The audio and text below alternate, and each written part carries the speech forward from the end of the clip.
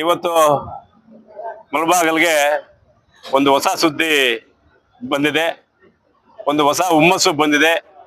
ಈ ಒಂದು ನಮ್ಮ ಮುಳಬಾಗಲ್ ತಾಲೂಕಿನ ಗುಡ್ಪಲ್ಲಿ ಗ್ರಾಮ ಪಂಚಾಯಿತಿಯ ಜಿ ಒಡ್ಡಳ್ಳಿ ಗ್ರಾಮದ ಕೃಷ್ಣಾರೆಡ್ಡಿ ಅವರ ಮಗ ಕೃಷ್ಣಾರೆಡ್ಡಿ ಅವರು ನನಗಂತೂ ತುಂಬಾ ಸ್ನೇಹಿತರು.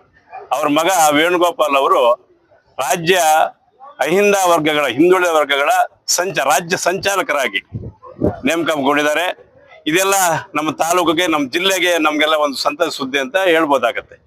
ಯಾಕೆಂದ್ರೆ ಅವರ ಸೇವೆ ನಿರಂತರವಾಗಿ ಸುಮಾರು 4-5 ವರ್ಷಗಳಿಂದ ಮುಳಬಾಗಲ್ ತಾಲೂಕಿಗೆ, ನಮ್ಮ ಪಕ್ಷಕ್ಕೂ ಮುಳಬಾಗಲ್ ತಾಲೂಕಿನ ಅಹಿಂದ ವರ್ಗಗಳಾಗ್ಲಿ ಎಲ್ಲ ಜನಸಾಮಾನ್ಯ ಪಕ್ಷಾತೀತವಾಗಿ ಜಾತ್ಯತೀತವಾಗಿ ಅವರ ಸೇವೆ ಮುಳಬಾಗಲ್ ತಾಲೂಕು ಸಲ್ತಾ ಇದೆ.